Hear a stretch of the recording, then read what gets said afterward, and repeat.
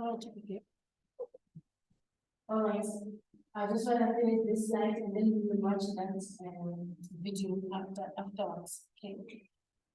Now, we will be talking here about the history and development of the blockchain.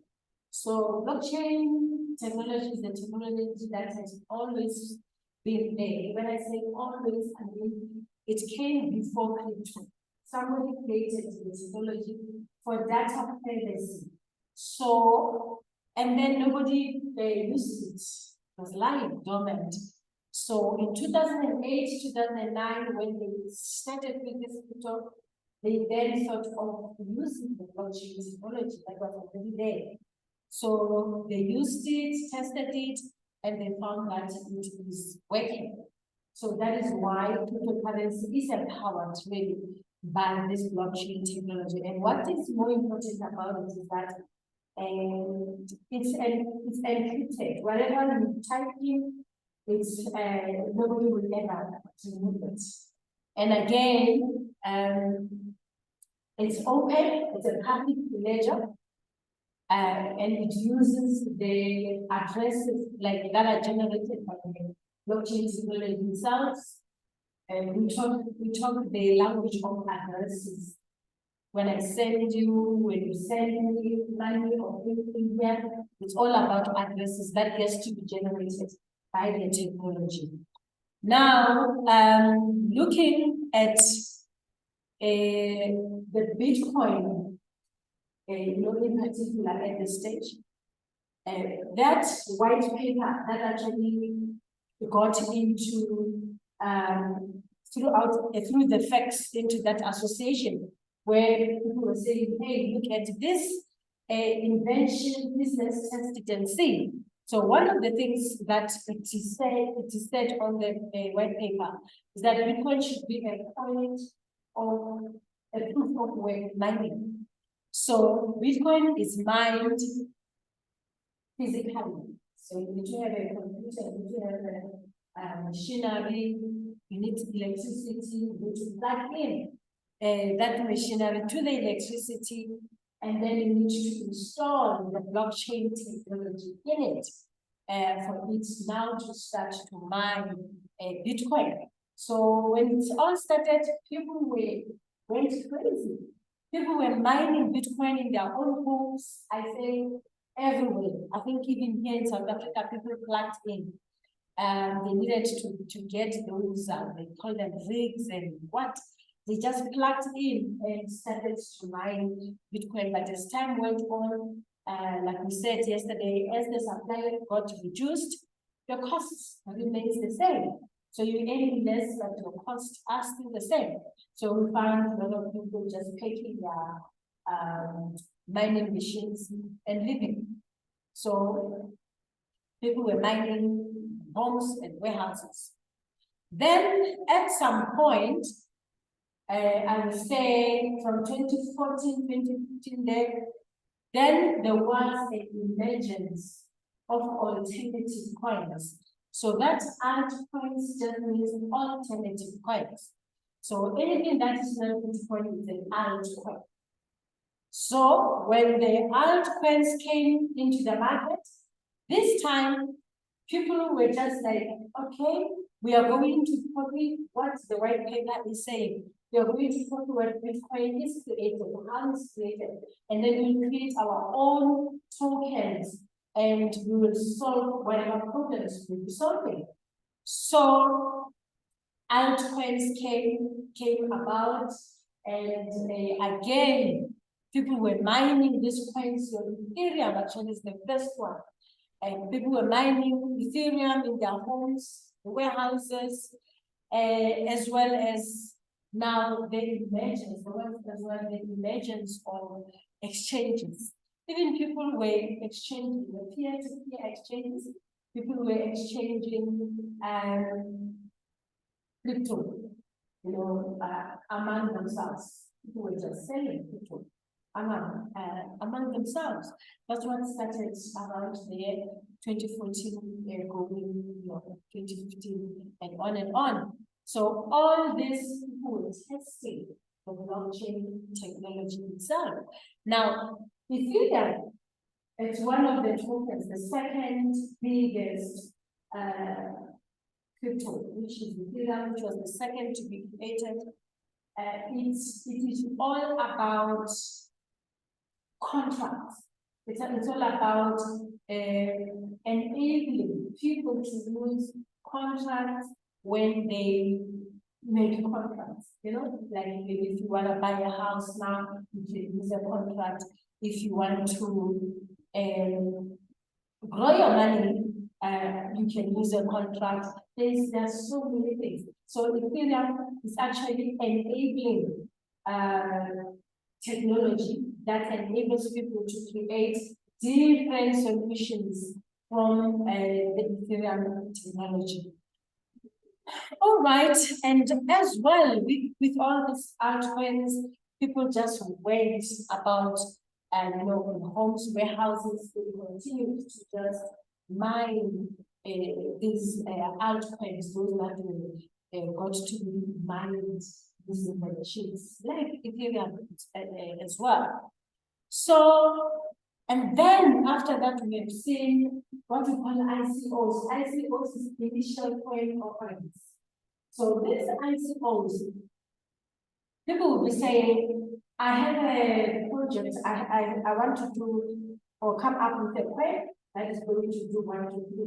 But I don't have all the money, I don't have money to pay people that will be developing this. So then they will issue an ICO, and people will buy this ICO with their own that, and then the developers will go to work, and then when they are done, and then this coin will go to the public, and people will be able to buy it, and the prices will go up, and so on. I must say that during that time, lots and lots of people that were really honest stepped out to develop this ICO plans. We also saw lots and lots of people that could not get to where they wanted to get to. By that time, they collected people's money, and when the project fails, it was paid. So everyone is making and going for. So that's where actually lots and lots of scams started in the time of ICOs. And we've seen people as well starting central exchanges. So central exchanges would be, now I decide to say, oh, okay, I'm making myself like a bank right here. So everyone who wants to buy Bitcoin, Ethereum, and whatever can come and buy it from us. So that's where we see central exchanges like the altcoin trader. You look at it tomorrow, the Ludo, the Binance, and many others, there are many. So people just took the opportunity and said, I will exchange people's monies from the rent to the to crypto. And then in the process of exchanging, then they will charge you some fees. Okay, so that's how they make their money. And then we also saw the emergence of trading. People started trading with tools. We used to know about forex trading, you know, and all of the commodities and all of that. But now we saw people now starting again to trade crypto, Bitcoin, and others. And then there was again the development of other forms of blockchain technology. In other words, they will just use what the blockchain does, but then they will program it differently. And that POS actually stands for proof of stake. So there, you don't need a physical machine, electricity, and all those things. People will just put like a fixed deposit. They are tokens, but as they are being fixed deposited, then you get to the place again you have a coin. That's how you increase your coins. So it's a proof of stake blockchain. So meaning these tokens, right now there are 80 million of them. But you'll find that each or majority of these coins, they have their own blockchain technology. Okay? We have a framework of the blockchain technology, and then people will go in and then modify it and create what they want to create. So we don't have just one blockchain, one thing for everything. We have the coins that we're using any particular blockchain and technology, and the other things using a different blockchain technology. So it's important to note that. And like for instance, Ethereum has its own blockchain. And many coins that are using that blockchain have created other different solutions within the cryptocurrency space. And we now again saw the emergence of smart contracts. So smart contracts, and they program the blockchain technology to be like a lawyer. A smart contract is like a digital lawyer, because they write the contracts in a digital format. So, and just very worse, the smart contract. Things like the games, they are going to be on the smart contracts. So you enter into the trade or whatever you are doing, then the smart contract will tell you log in, connect your wallet, which holds the coins. And then from there, whatever you are doing, playing or you are buying the house, when the somebody on the other hand says, I've received, then the money is only going to list on the other hand. So this smart contracts are giving lots and lots of things. Smart contracts are going to change how we do lives actually. And then we have now assisted trading, where people started to create robots. And people were now trading with robots. People are still looking for robots. So we started as far back as before, even 2020, 2015, 2016. People were already using robots. And again, during that time, 2016, 18, 19, these assisted trading robots also, we find that they are not able to win or create the income that they said they would create. And therefore, we saw a lot of scammers around this moment. A lot of scammers around robots. So that is why when you want an assisted trading, you should kind of make sure that you are in control of your money. If you're going to take your money and give it to the robot, you can have the ones that you do. So those are the things that used to happen. But now people are more wiser. They make sure that they trade, but the money is still in their own minds. Okay. And then later on, we saw the emergence of industry regulators, because of the noise. And regulators is always been no, this thing is not gonna work, this thing is allowed for our best, and all those kind of things. So industry regulators started to feel like people are using this thing. What is the thing? And then they will put those laws that at that time, even regulators did not know what is going on, and they did not know which regulation to put for, because they did not understand it. And then we had again airdrops. Airdrops is when someone has created a token, and now for them to announce it to people. It's like a sample, right? If I pay something, I give people samples to go test, whatever. So airdrops are like that. So people will give these airdrops all over the place, and people will hold the airdrops, and then afterwards, as the project grows, then they have that kind of free money that's to do. So exchange houses like the altcoin trader, they do have a lot of these airdrops that they've already given people. You know, and some of the people have become millionaires out of these airdrops. Because they just come and say, take $40,000, take whatever number. And when the price goes up, whenever it goes up, If I'm like, wow, I'm creating myself happy here for whatever amount of money to the jobs. And again, there are a lot of things around efforts.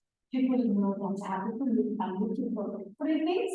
So what they do, then they will say, we've got an airdrop, say for instance, for Shiba Inu is one of the coins.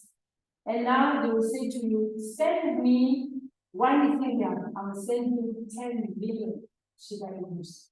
Because you don't understand, you send them your Ethereum and they never send you. So they are collecting from you by talking about extras. So that is important for a person not to just take their jobs from you. And then around 2019, there was a cry in the industry. People were saying we are looking for decentralized exchanges. So that DEX stands for decentralized exchanges. So even those decentralized exchanges got launched, and centralized exchanges like your PancakeSwap, Uniswap, they are there. So they are exchanges that don't belong to anyone. Somebody, developers went in, developed that, and then stepped aside. And now we go in, and then we trade on those exchanges, and we make money on those exchanges. And then DeFi smart contracts as well. That's where you are able to do things like your farming, you farm your coins, you do your liquidity mining. It's a decentralized financing, and that is based on a smart contract. And so you can go and stake, put your money in there, and then according to the number of coins you put in there, you stake them, the system will know how much is going to pay you. Like every day out of what you have given and the system itself. So we have rules that came about, and then we have CEF with centralized exchange. They also started offering loans using smart contracts. So people can take loans using these smart contracts. Okay, there are terms and conditions there, of course. And then we saw the emergence of NFTs. NFT, the non-fungible token. People started saying, okay, can we please solve this problem of artists? When an artist is finished doing their work, you know what they do? They go sell their artwork, maybe to a gallery or to anybody somewhere, and people buy these things. And then from there, that's all. It ends there. But when you look at the music, the musician, the artist, the musician, when they have their CDs, they sell it to you, or their music is played wherever, they do get royalties. But the artists don't get anything. So then they thought maybe we need to create or to participate on the blockchain technology and make sure that we also get royalties. So their artwork, they will have created whatever artwork, and then they put it on the blockchain, and people can then buy it from there. And they also write there that if you buy it, okay, the money will come to them. But should you want to sell it, they will also get the percentage. So they are forever going to be gaining from these NFTs. Then also there was a gaming market. I remember in 2020 during COVID, people were playing games on the blockchain. It's like a full-time job, and we were making money for themselves over there. And then we had the multi-relational, multi-functional platforms that are like now saying we are creating a digital space which is called the metaverse. So the metaverse is a digital life where money, just go left to right and grow to do all different kind of things. And so we saw all those different platforms coming out. We even saw Facebook changing their name now to Meta. then that tells you that they feel themselves ready to enter into the metaverse as well and do something in the metaverse. Okay, so let us listen now to just a basic understanding of what is blockchain technology. Okay, I will stop sharing here. And then I'm coming here and share this one. Complete transactions without having to deal with.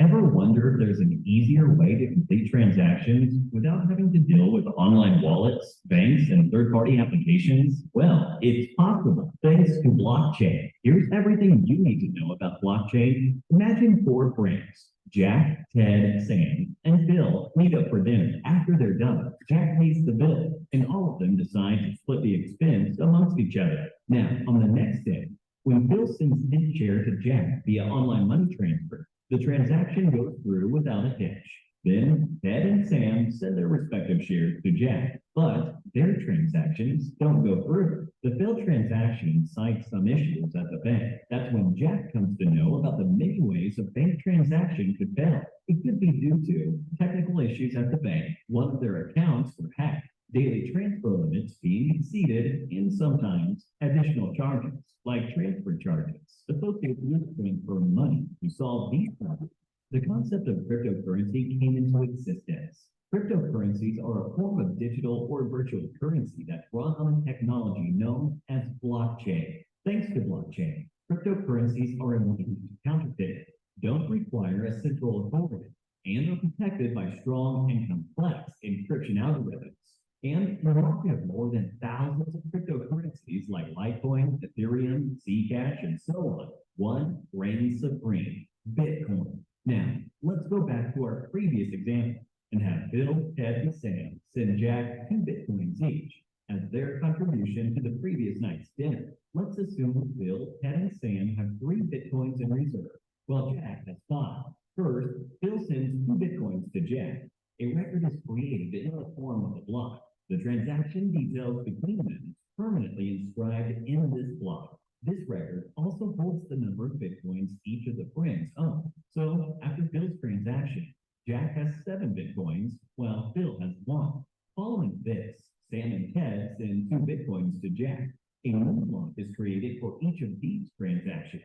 These blocks hold the transaction details as well as how many Bitcoins Sam, Ted, and Jack have in reserve. These blocks are linked to each other, as each of them takes reference from the previous one for the number of Bitcoins each friend owns. This chain of records, or blocks, is called a ledger, and this ledger is shared among all the friends, which acts as a public distributed ledger. This forms the basis of blockchain. So, what happens when Bill has only 1 Bitcoin left, and he tries to send 2 more Bitcoins to Jack? The transaction will not go through. This is because all his friends have copies of the ledger, and it's clear that Bill has only 1 Bitcoin left. His friends will flag this transaction as invalid.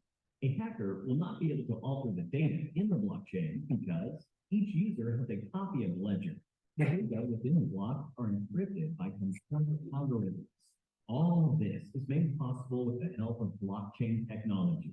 Blockchain can be described as a collection of records linked with each other, strongly resistant to alteration, and protected using cryptography.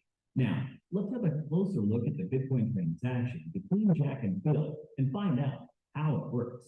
Every user in the Bitcoin network has 2 keys, a public key and a private key. The public key is an address that everyone in the network knows of, like an email address of a user.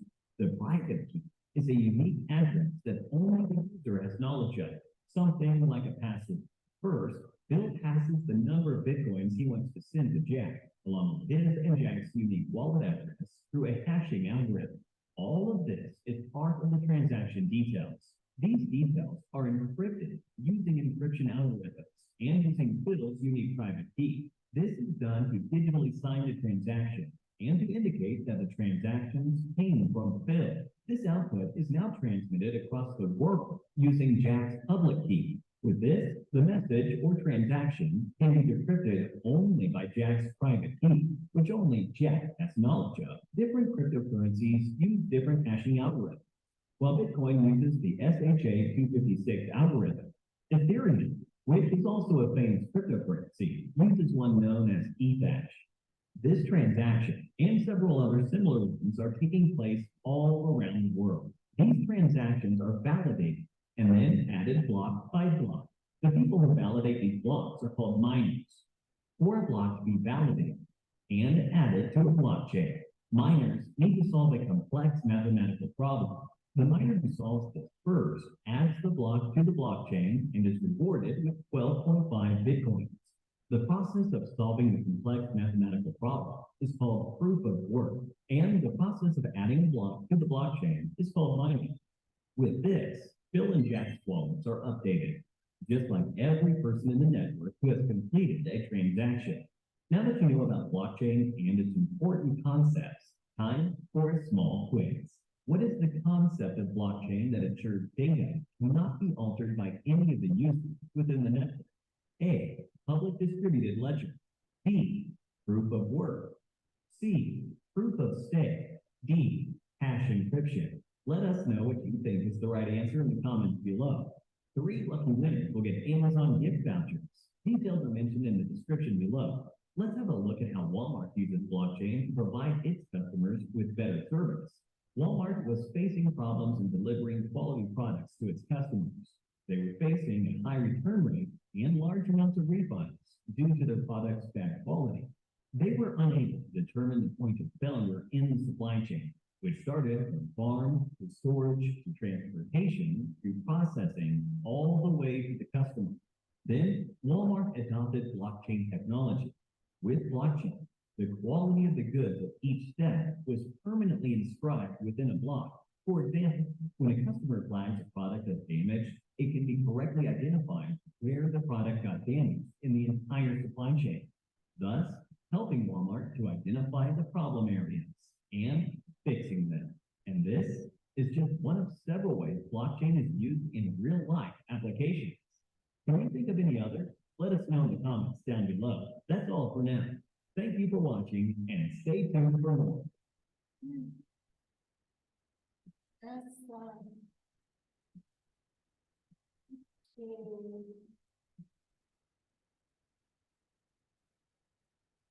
What is blockchain technology? Is it the next big thing? Are you missing out on a once-in-a-lifetime opportunity when some startup wants you to invest in a blockchain-based venture? Well, stick around. In this episode of Crypto Whiteboard Tuesday, we're going to answer these questions and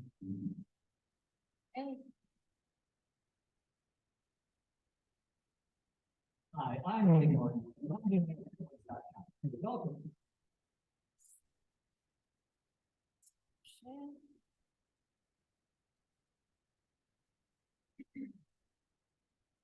Okay, so it gave us an understanding of how blockchain works.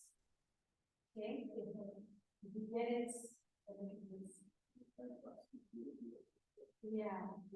So it is it's really for us to be able to produce any Bitcoin or Ethereum or any other, we need to be able to use the blockchain technology.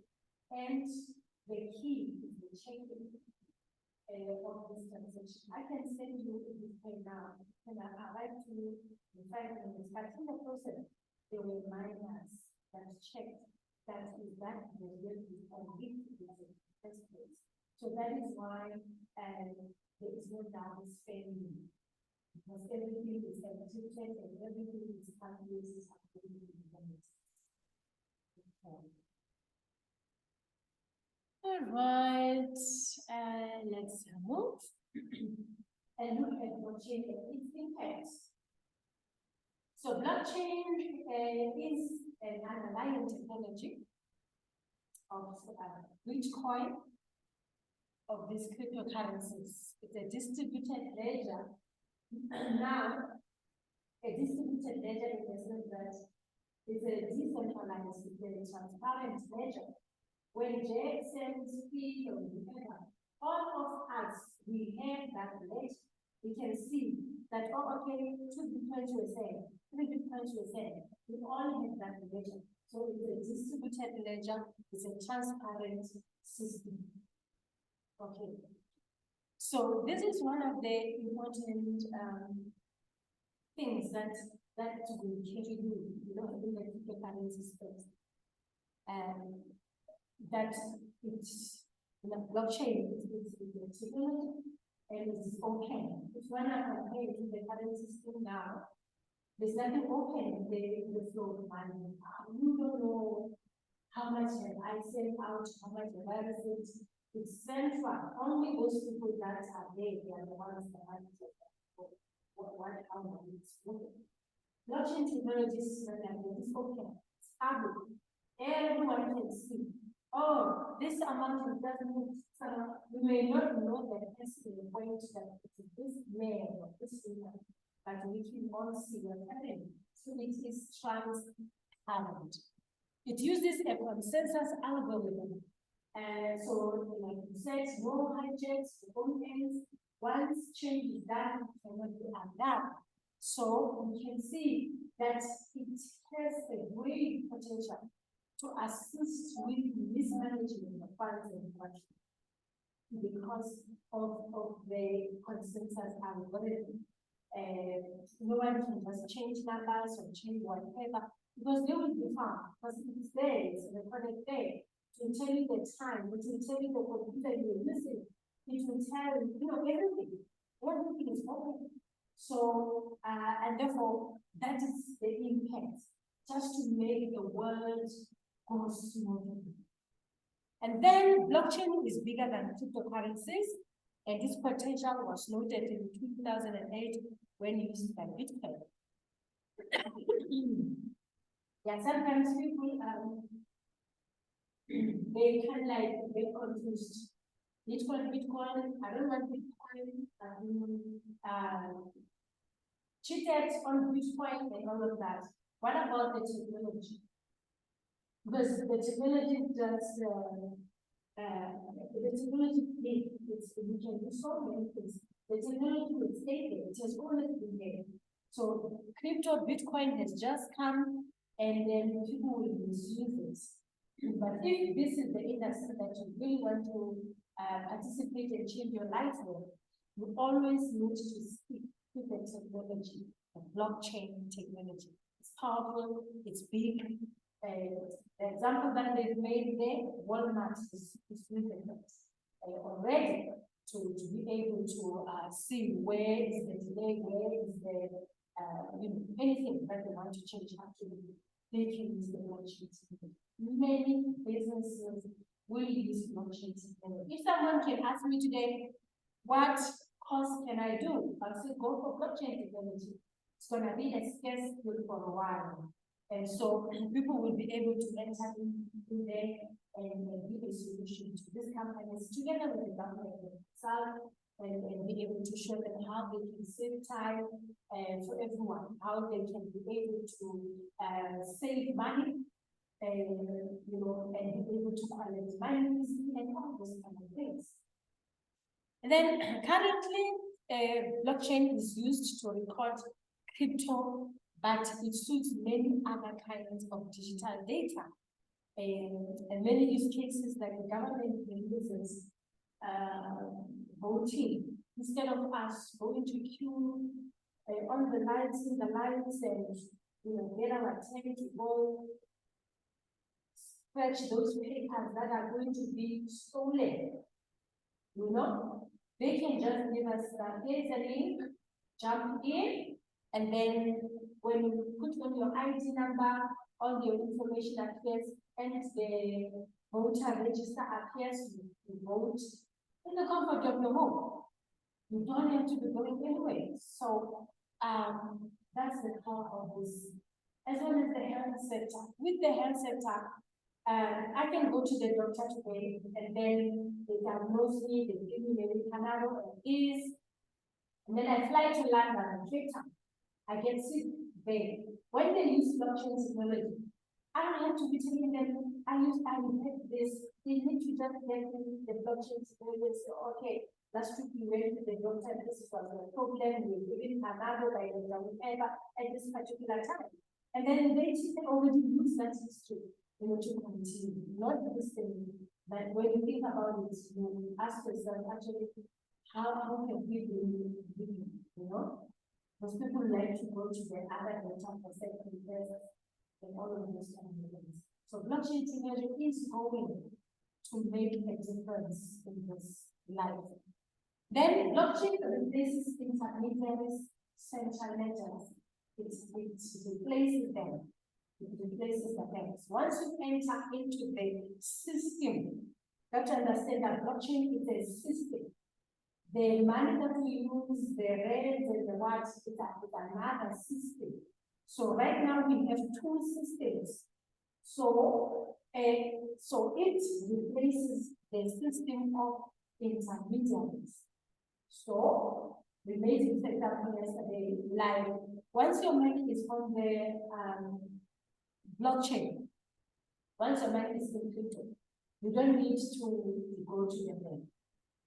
Like you were making a payment yesterday. If you were already in the system, I was going to say you can pay me USDT, then you pay, you don't have to go there.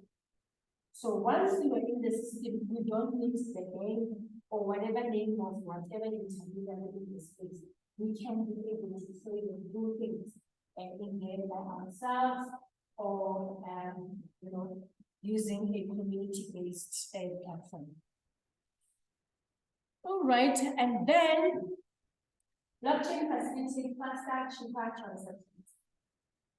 Faster, cheaper transactions. We mentioned yesterday that Nigeria, people that are working outside of Nigeria are now sending money home using the blockchain technology. They use whatever coin they are using to send it to home.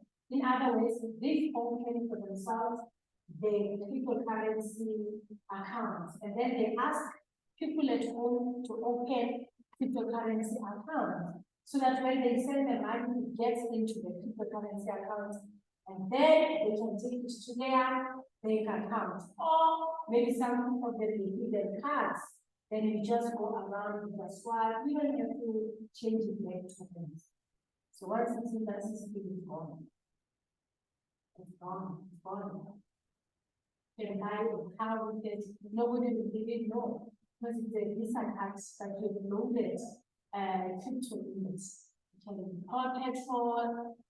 When they swipe it, you put crypto, when they swipe it, it tends to prevent go into the account. If I go to your country with that card, I will get, then I go to the ATM machine, I get a currency in that account. So you can see how powerful this technology. And it increases access to capital. Blockchain technology increases that access to capital. So people can be able to get in and then create money for themselves to do all kinds of different things that we want to do. Then it creates higher data security. Like we say that nobody will know where you're. Like if you have the wallets and you have enclosed, your money in that wallet, nobody is able to see how much do you have, not unless you have your details to get in. It enforces agreements with smart contracts. Now people are making agreements on the smart contracts. Things like your gamify. Right now, what we are talking a lot about now, it's artificial intelligence. I don't know if you know Fiverr. You know Fiverr? This platform called Fiverr. And Fiverr is people that are experts in something. Like for instance, now, if I can say I want a flyer, I want to create, to design a flyer, I can go on Fiverr and find people that are designing flyers. Or maybe I have a document, I want someone to read it, They are there. So I go in there and I'm just right there, it's me, looking to someone who speaks like South African, English, blah, blah, blah. They are there, and then they will charge me like 1 hour, it's this much. So I send them the documents, okay, and then when it's done, and 6, 9, and 10. So that's what we play. Now they have created a blockchain, something like Fiverr. So when you want this information, whatever else you're paying to be done, those people are still there, but now they're paying each other. Yeah, so you should still get someone who do my flyer or anything, but now you're paying with people. People is fast and it's cheap. So people are just gonna get that platform and go on to the budget. So we translate, we move these documents among ourselves using the budget.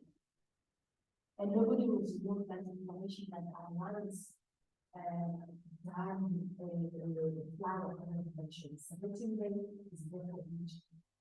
So people would like able to see who you are transacting. That's what I'm saying. Yeah, people wouldn't be able to see that. Those ones not able to see who you transact. Those they are never able to spend 19 But it will not come on the document, it will not come and say we can do it. It's gonna be the address, the document with the address. And then it makes compliance smoother, it reduces fraud, facilitates KYC rules, and auditable information. Auditable information. And again, it leads to new types of financial activity. So that one, the last one is the big one. Because what are financial services out there that we are looking for? People are looking for banking services, payment system, like this insurance and all of this kind of things. Now, people are going to start creating insurance companies for merchants. And it's going to be cheaper. And the money that you put in, you're going to see the results of financial services, fixed deposits. Like one of the first things we're using, they are already doing part of this financial services, only finances on the budget. So they grow them, they give a bigger percentage because they are low risk. So they go make money and then they give the bigger percentage, but they don't actually do more of it.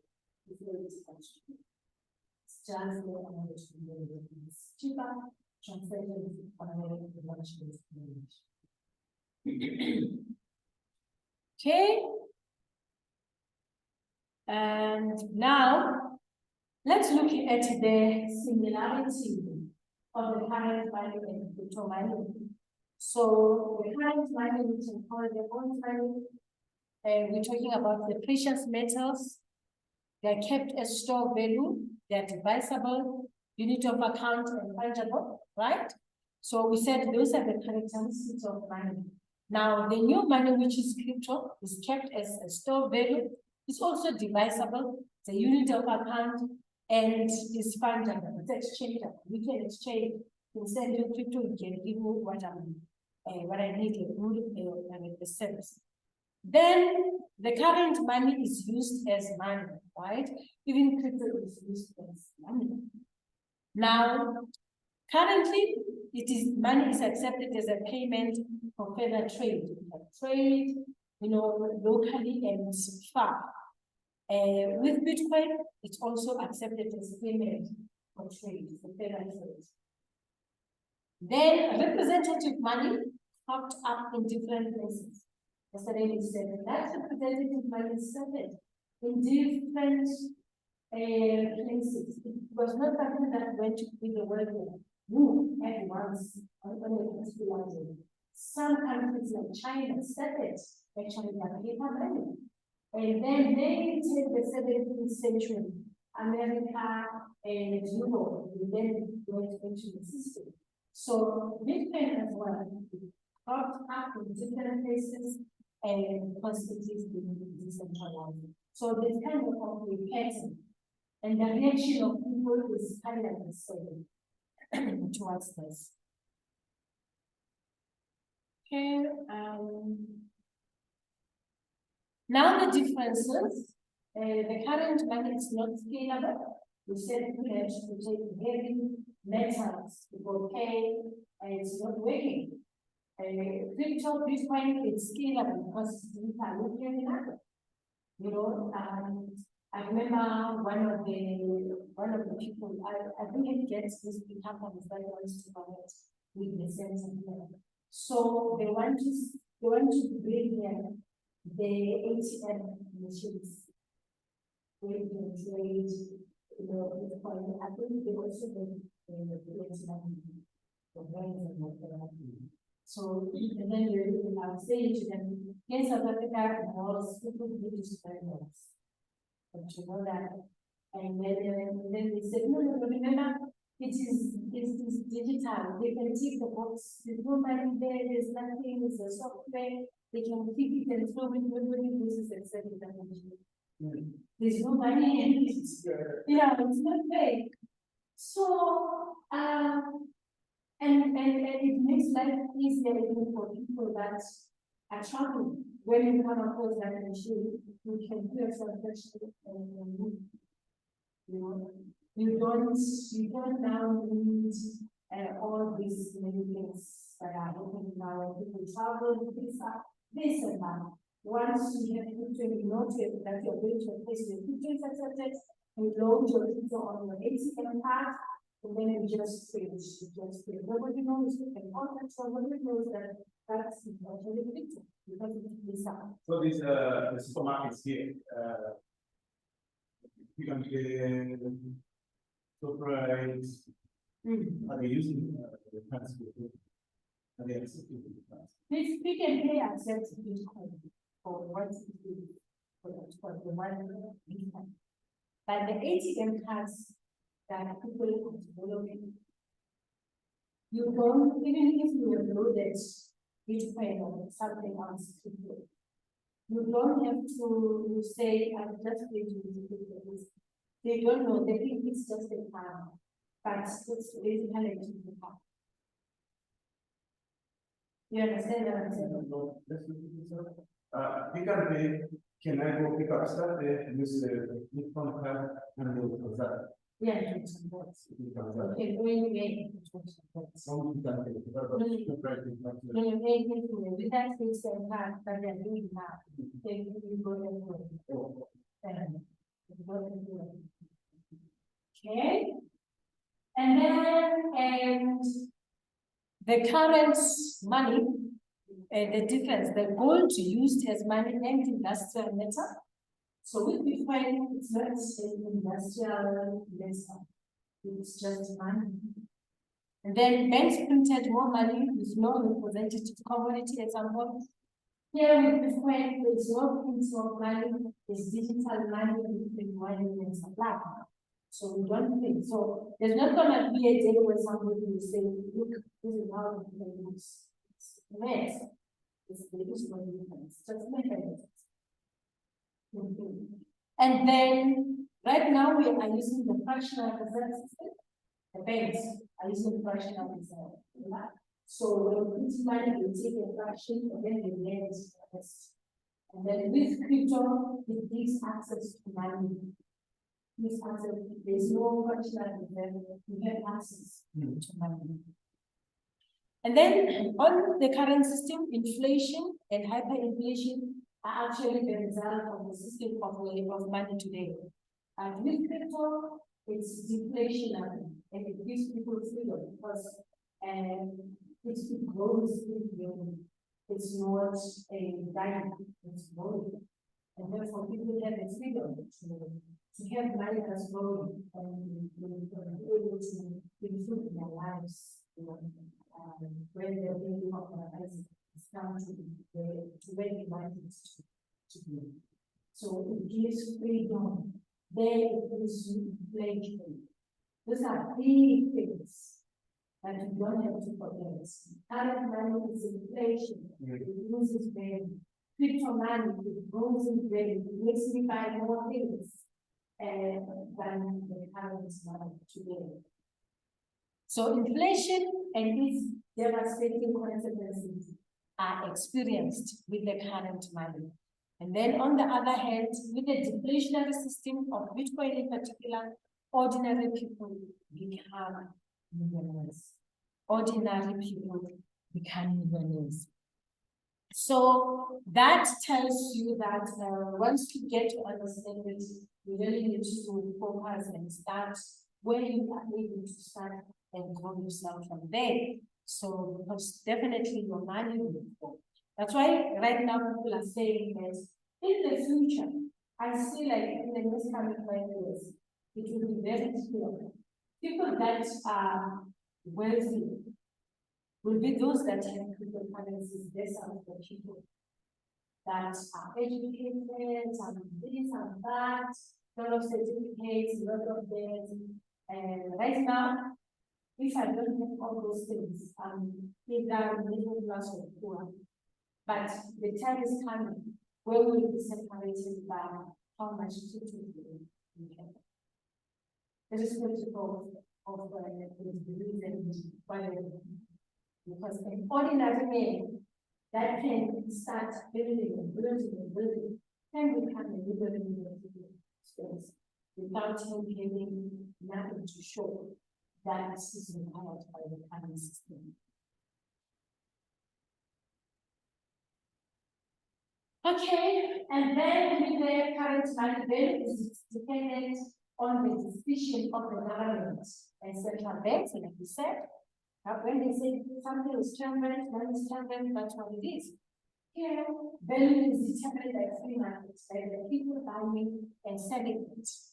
And then no element of scarcity with the current money, they just keep on printing. But with the Bitcoin is scarce because only 21 million will be mined. With the current money, it benefits the government because they can do financial crises, economic needs, and move things around. But with Bitcoin, it benefits the people. If you have it, you will benefit from it. It doesn't ask you whether you are there, where you coming from. Once you have it, your wallet will give you what the value is of Bitcoin. Then it makes countries poor, it creates debt for countries. Countries are only IMF, lots and lots of money. But where Bitcoin is acknowledged, when people are using Bitcoin, when people are holding Bitcoin, it will make those countries very rich. Like you said yesterday, El Salvador, where they are now using it as a legal tender. Means their parents, they are taking their $10 and putting it into Bitcoin. They are putting it into Bitcoin slowly, $10. Now, because they can see the difference. This one, put a $10 on the current dollar, it uses its power to buy, rather just keep on putting on the line that you use going back. And the current money is created from raw material, and they use paper, maybe they plant trees for that, but this raw material and Bitcoin is created from it's just next. People are solving a formula there, and therefore they create this Bitcoin. So these are the things that are mind blowing. People are going to get it. Highly educated people in the current system, they just don't get it. How can this happen? And so people they just don't get it. And for us who are like, we are not benefiting anything from this side. So it makes sense to us. It's like, if the money is there, then I think I have it at some point, which should be from the year 2025, anyone who is not rich, who is hearing about Bitcoin today, and 2025, you have not set your generation to become free for good. It will be your own fault. Because we believe the places with that's what we kind of thing. We are approaching that Halloween. After that Halloween, the places work very hard. And that's where we can then start to make the plans of everyone. So that when the time is now to do it in the okay. Then the current system is not a transparent system. The new system is a transparent system, which is transparent. With the current system, there are intermediaries. But with the different, there are no intermediaries. They are not supposed to be intermediaries. So every time maybe an opportunity is granted to you, that here we use this people, we use this, what to do? And do I use the intermediate or I use the intermediate? Because there are very people and they are there that will just get into the system and make themselves intermediates. Once there is an intermediary who's got to ask questions, what is it that we're doing by our control? There is I don't know what to call it a scam, but somebody was using something that's called short grace. I don't know if you know it. Short grace. Short grace. There's a coin that's called Tron. Yeah, it's and it is also a blockchain infrastructure. It means the network we can use it to move everything. Now, Tron has its staking facility. People can buy Tron, put it in there, then they will be paid again with Tron. So that's how they will remember all the Tron. Now here comes someone who say, he's going to help people accumulate Tron. And then I don't know what they were doing, whatever they were doing here and then I said to them, was like inviting me to that and said, intermediate, they have intermediaries. Why can't you do the same thing with the owners of the blockchain itself? Because they simple. Why would you want to use the intermediary? Intermediaries are not needed to the currency. If you go to the intermediaries, you are very open yourself to very happiness of something valuable. Because in the first place, some people don't even know. Yeah, they don't even know. Yeah. So you're just collecting whatever you are doing. So it's very important for this little things like military,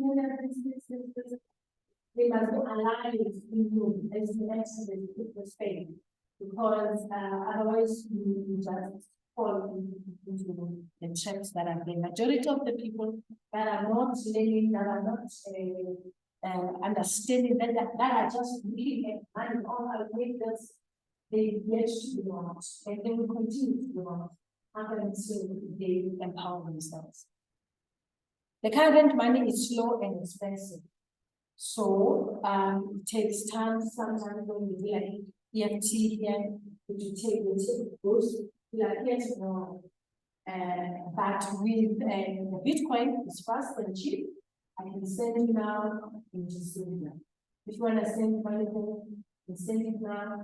There's a signal, and then so you don't have to go through these other things that are out here, intermediaries, right?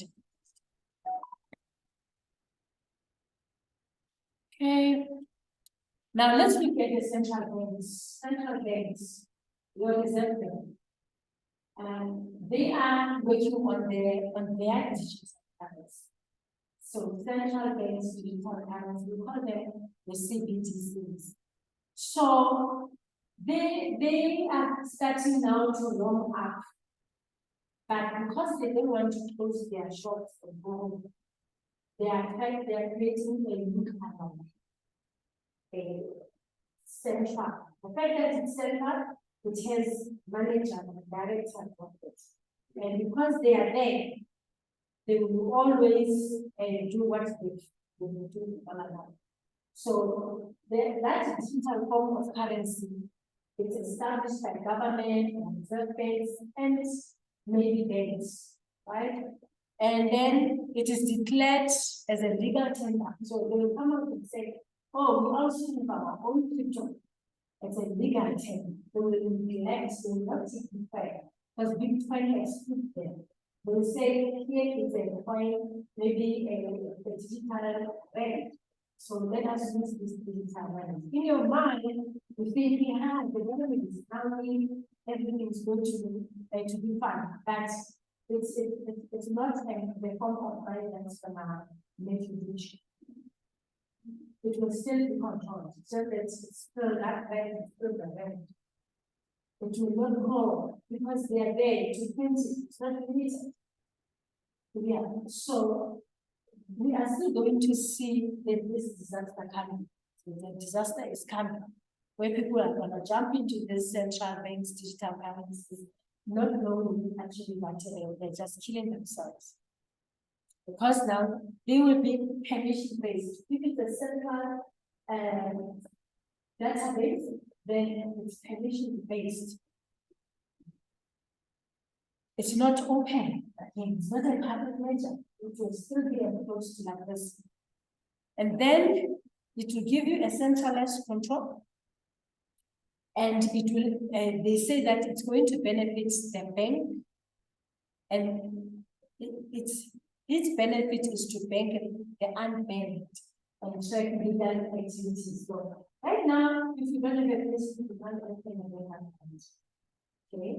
Now, digital, right now, with crypto, nobody asks for this. You can buy it from STPS on the road. Now they're going to say we want to accommodate everyone now. Then they open that digital platform, or it's going to be a digital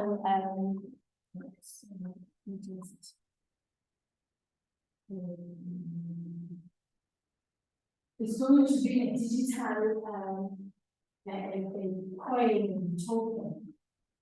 Yes, now people are going to be able to go and get those coins and all of that. But that's not the future. That's not the valuation. The valuation is not sitting in the central banks. Then CBDC and stable coins are like the same. In crypto, we have coins that are backed by the dollar, like the USDT, the United States dollar. It's called TW, it's a cryptocurrency. They just make sure that its price goes in line with the dollar price. It's a stable, call it stable price. Now, they are not the same as the crypto that will be developed by the central bank. Maybe we find a digital dollar doing that USA is doing for a digital rand. Then you'll be confused. Oh, it's also they are two different systems altogether. So people got to know that. The stable coins are not fiat money, but a representation of fiat money, like I just said. And CBDCs, like these central bank and digital currency, are fiat money. They are the money that the government is free on. It's central based. So that difference as well is something that people should take note of. Okay, now we get into know your customer, which is part of KYC. And we are here now talking regulation, government. Now, there's common regulatory requirements in the financial sector and so financial services, currently it's still regulated.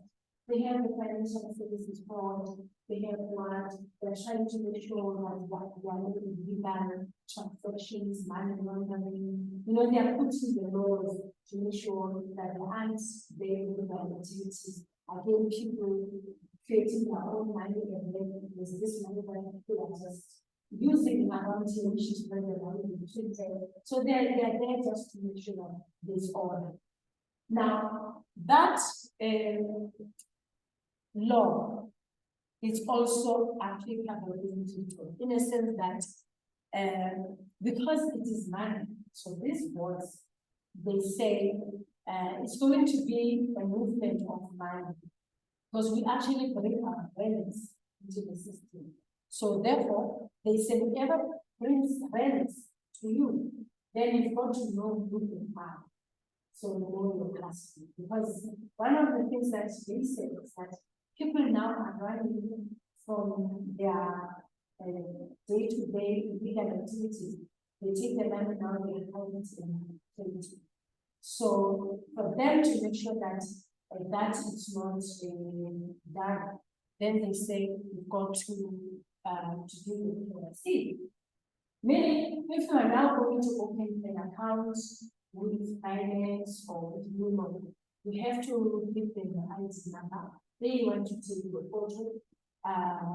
Even our consumer want to put this finance is going to be provided. So that law applies to them because they do hold the cash.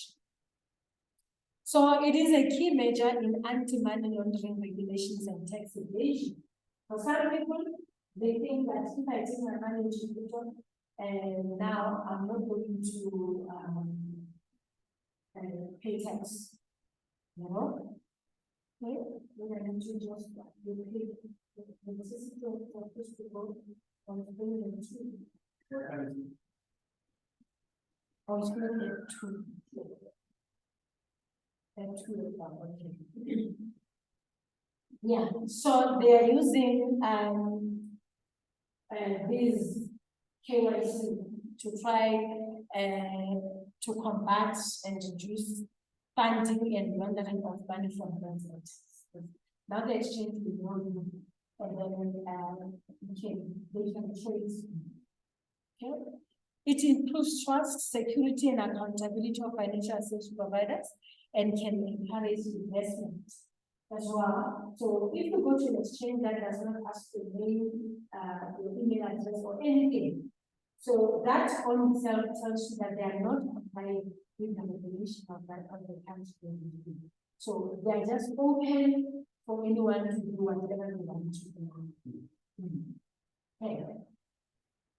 And then robust KYC procedures are applied to safeguard customers and assets. It includes the financial system as a whole. So they make sure that they protect. The government will always say we protect the people, we protect the assets of the people. And also it makes the financial services not to be like anyone goes in and out without the body was out. So when people identify themselves, therefore there's kind of control that's happening there. So it's a process of verifying customers' identity, location, the government, ID, passports, and proof of residence. It may be done regularly. Other exchanges is after 3 years, others after 5 years. But we've got to always do our FICA. In our day-to-day money, we call it a FICA. It's a FICA. Okay. Yeah, it's a FICA. It's a FICA documents. All right. Now, KYC regulations will differ at global level. And we have what's called financial passports. It's global. It coordinates the multi-national cooperation of regulatory conditions. So, if there's something wrong with you, then they will be able to let this financial passports to find you wherever you are. Yes, so crypto is decentralized and people intermediaries. Once again, you don't need to do KYC on things like your crypto wallets. And we're going to talk about those wallets tomorrow.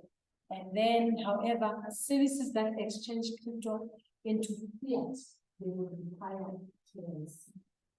Once it goes back to the banks, the country, then they wanna who are you? Right, and then crypto and tax. Different countries have different tax frameworks and still developing tax regulations. They're still trying to understand what are entities, once they're still giving entities, people are creating things. Once they're still looking at how does this work, people are creating now AI, artificial intelligence on the blockchain. Isn't it? So the government will forever work. Now, in most cases, taxes are paid when selling crypto and not when buying it. Once you have your 120 in your pocket, you deposit it in your bank, and then you register yourself with Binance, for instance, and then that money comes into Binance, you exchange it into a crypto. You don't pay tax. By the day you send it back to a rent and enter your bank account, then just to be recorded that you receive money. That's when you have to disclose. You can't have going to be liable to say what was that was interest. If it's interest, then you tell them what to put it. If it's made interest. So how does that look? How do you pay the taxes? Okay, everyone that's working has to complete the income tax forms. Yeah. So, when we do currency, okay, they don't understand there's a sale. So how do you sell? How do you even determine how much you pay? Yeah. Your information is on the blockchain. Remember when you convert it to rents, this exchange is the value on the blockchain. You have your whole Excel spreadsheet that you can do. Then you see buy, sold, buy, sell, or you can see the profits for the money. And as well as the money goes into the bank account, the bank records to say, here's the money that's paid, we send it to SAS. So when you complete your IT12, you've got to say, there's a question for you. Do you have it? And you say yes. And then another question, I'm sure we are saying, maybe how much or something like that. What to tell them because they can do it.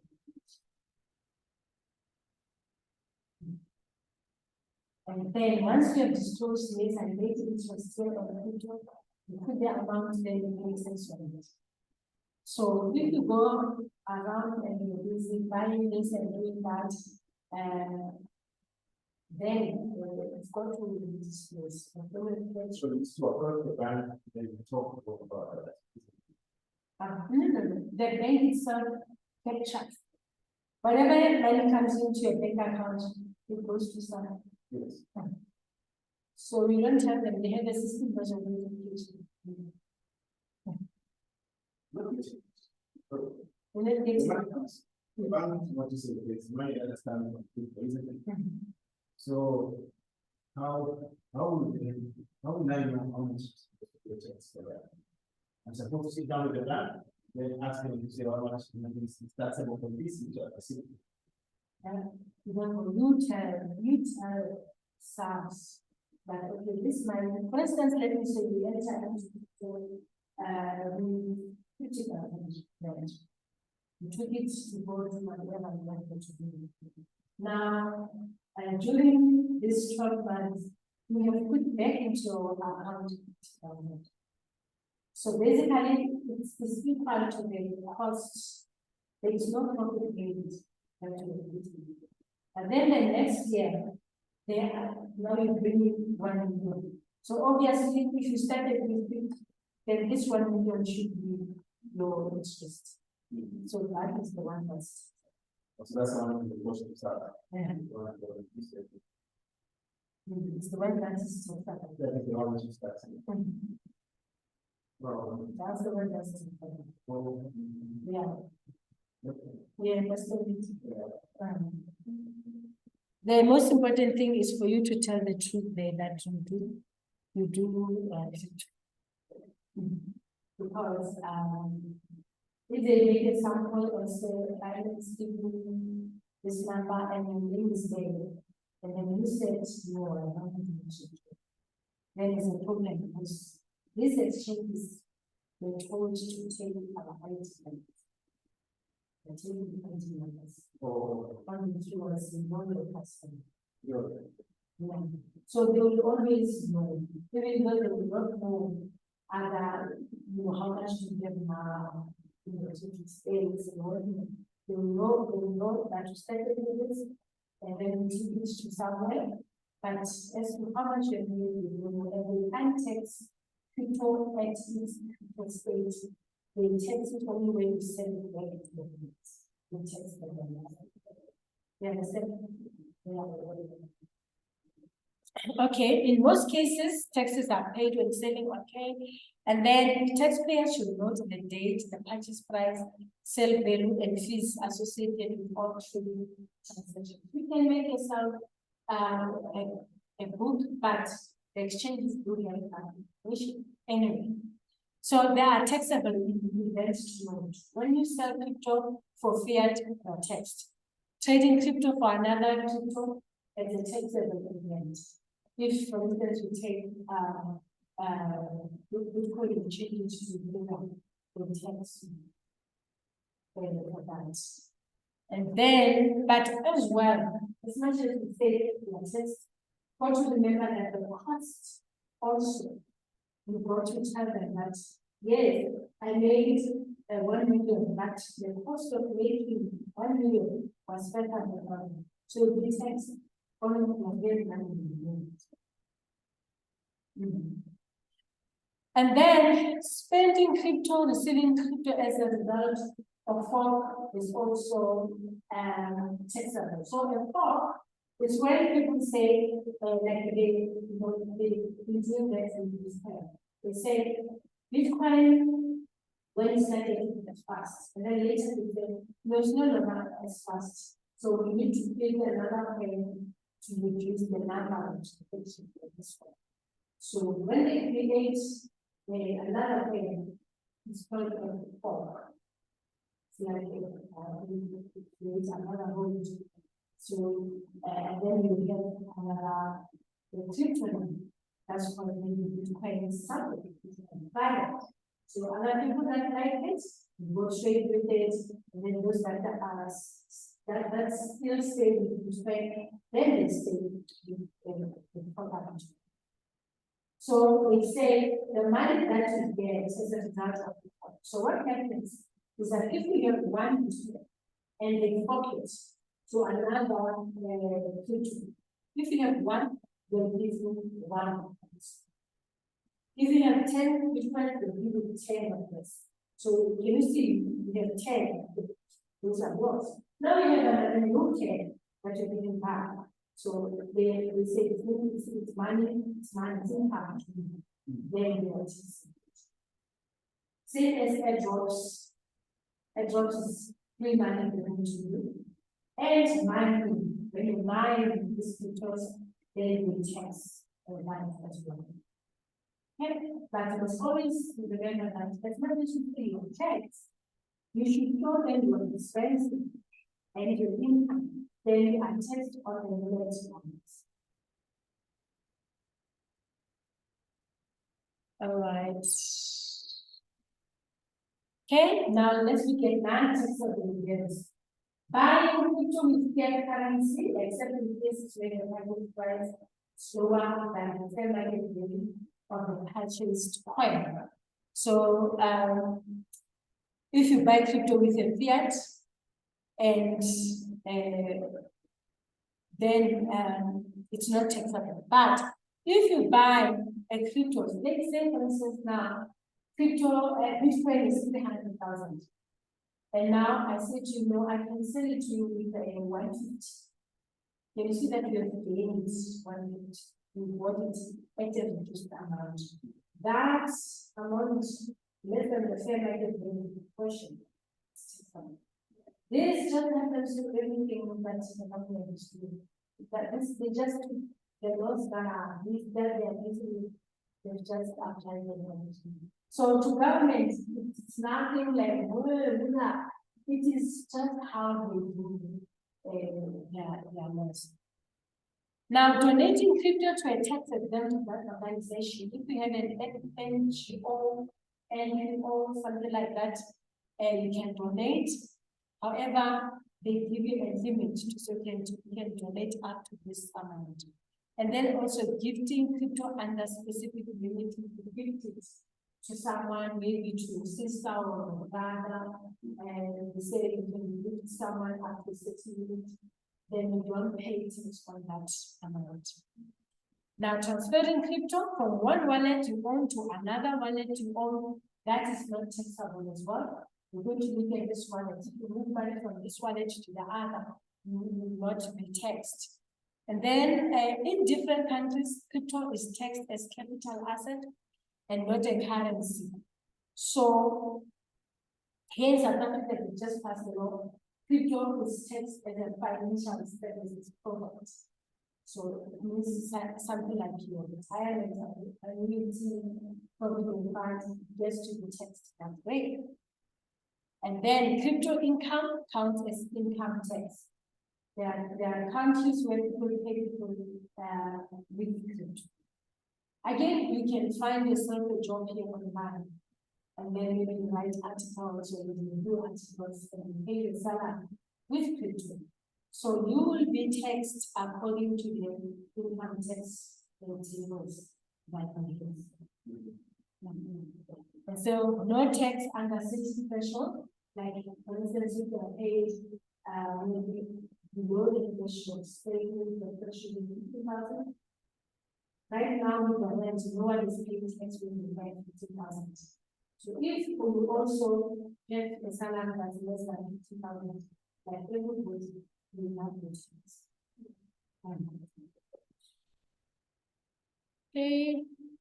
And then tax authorities and crypto. Tax authorities track and enforce crypto compliance and crypto exchanges compliance. So, like the government will say, this is what we need to do. Now that you're ending our events, so we have to do that. They use what they call chain analysis tool to track the users and transactions to personal wallets. They can see that, okay, you took 10,000, you bought crypto with it, and then crypto was moved from there to a wallet. You can see that. But they can't fix it, crypto that is sitting there, which is not advanced. They don't know how to test that. But we can do it. Then tax authorities partner and share data with other governmental bodies worldwide. So they can just partner, like there was just a gentleman here who opened a trading platform for people. Lots and lots of people actually put their money there, black and white. And then he changed the shop from went to whatever place he was. So they were able to fight him over there. That was this report everything. So you can see. Now, failing to submit your 2%, there is a penalty, interest, profit, and individual time. So, what I always say here, never lie, don't lie to your tax lawyer. If you have to tell them now, at least, I think we can say, no, I don't have it. When you have it, then they're gonna pay you with their laws, disobey this law and this law. So it's just gonna be happening. So it should be a question there, it should be a question of ethics. And then if they say about the pay less, then it's a calculation of how much you will pay the money. I think you can say more because it's a long stress. All right, is Bitcoin a scam or is it a pyramid scheme? Some say it's a big scam. Then the report is very big scam, like the scam of one of the planes in London. And whereas on the other hand, Bitcoin, it's money and you can use like fiat money in illegal activities. Okay.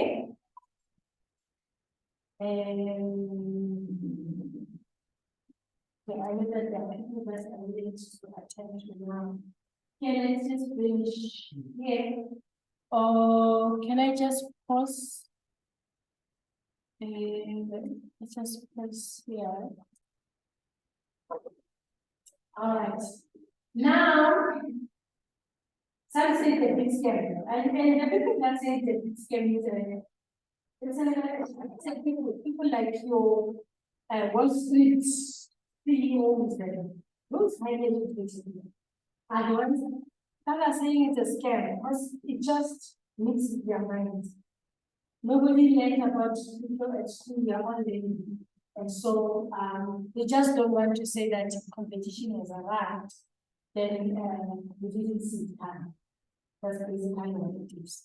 So yet it's money and it can be used like fiat money in the universities. So we've got to understand that part as well. That crypto is money. Bitcoin is money.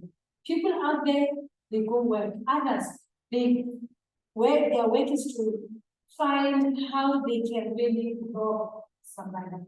So we cannot say that there are no legal activities at all in crypto. No. Some call it a pyramid scheme, but it does not fit the definition. When you buy a crypto and keep it in your wallet, how is it a pyramid scheme? It's not a pyramid scheme. So if you these people that will come and open this and say, bring money, today come and connect it on Friday. So all those things are ones that are pyramid schemes. So it goes back to what intermediaries. What is this intermediary doing? Be aware of scams that include phishing, fake giveaways, and airdrops. So we mentioned this one again. They will send you a link, click here, there's a giveaway, they're giving you things out, click here, and then all that kind of airdrops as well. Send me one Bitcoin, I will send you 10 million Shiba Inus. Then you send your Bitcoin, you never get anything. It's a gift that you give. So all those kind of things don't click. People like to send things in our phones. This can please take a lot of this, the birthday of this. We don't click these things because we don't know what is that. Never give your private keys or seed phrases to anyone. Once you get into crypto, you have to create a login details. So you don't have to send it or give it to anyone. These seed phrases work with the softwares, like when we do crypto wallets, they give you phrases, 12 words that make like your like your keys, your private keys. So if you lose them, if you lose those 12 words, the money is gone, whatever is in your wallet, you never see them. These things are decentralized. We are not going to call anyone, there's no one to call. Okay, and be careful of schemes that offer to multiply your money with little risk on your behalf. Okay, so there are a lot of people that have been scammed. You come here, I put money, you're going to trade for me. Now I can see on the website, I've already made this much. When I want to withdraw it, I can't see where to withdraw it. When I call them, they say, put another money so that you can withdraw it. So all those kind of things, where it does not need you to do anything, is a problem. Coins sent to the scammer will be lost forever. The scammers also come on social media, they will come and say, I am the owner of Alphabet Trader, the owner of Luno, do this, do this, do this, and then you are busy doing it, you don't know it's a scam, and then you end up sending them your money. Always double and triple check that you are sending your funds to the right address. Here we work a lot with long address. So when you send money, you must make sure that that address is correct, you don't select any number or whatever. And so, because otherwise it's just gonna go and hang on the blockchain technology. And for you to pull it, it's another skill that we don't have. Yeah. So at the end of the day, the question still stands. It will depend on you. From what you have learned today, whether this one is a scam or Bitcoin, everyone is doing. So you need to understand that, because if we go out here, right here by the door, there are people that are saying this. And the people is, when you ask them, how is it a scam? Because they were scammed by someone. So to them, Bitcoin is not a scam. This is evidence that the weapons are the ones that we have scammed.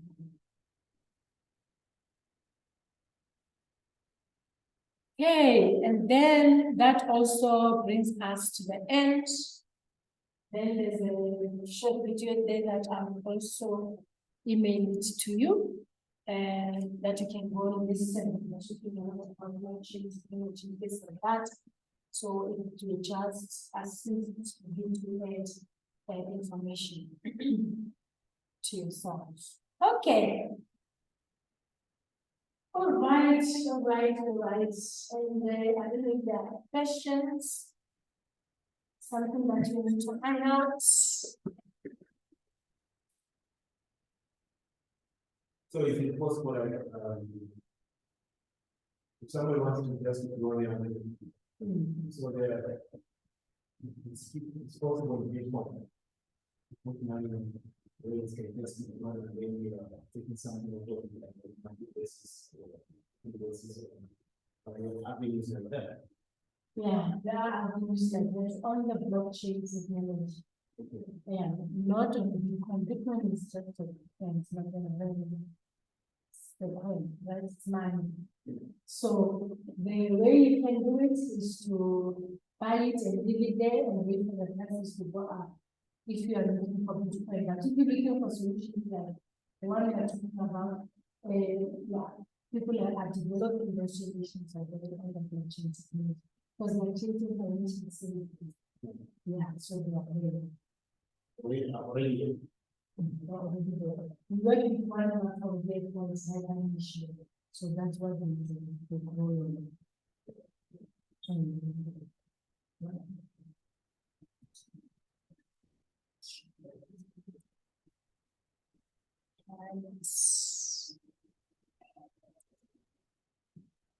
And